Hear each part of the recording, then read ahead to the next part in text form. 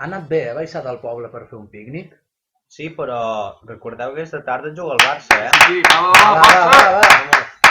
Ei, nois, parlant del Barça. Quants camps nous creieu que ompliríem amb l'aigua d'aquest pantà?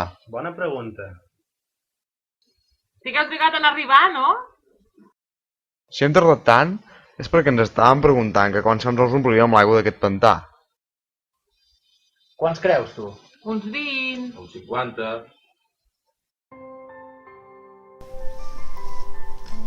Que bo que ha sigut aquest dinar. Ara una bequineta estaria molt bé. Com els macarrons no hi ha res. Per cert, voleu dir que ja haurà començat el partit? Aquests dos ja fa estona que no estan. Oh, doncs deu estar a punt de començar.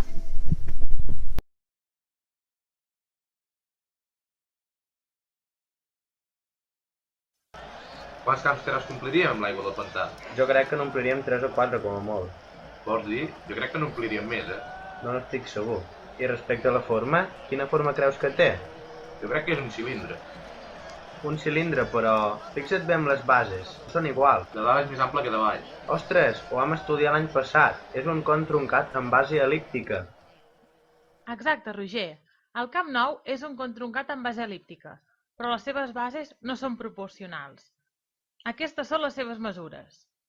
En total, té una capacitat aproximada d'un hectòmetre cúbic. Ja som aquí!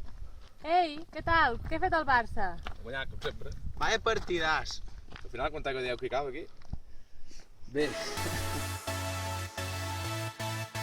Com calcularem ara quant aigua hi ha al pantà? tenim el moll. Jo en tinc un altre. Ai, 250. 257. ai, amic Google. 3.042. Bé, ens han donat 12 hectòmetres cúbics, aproximadament.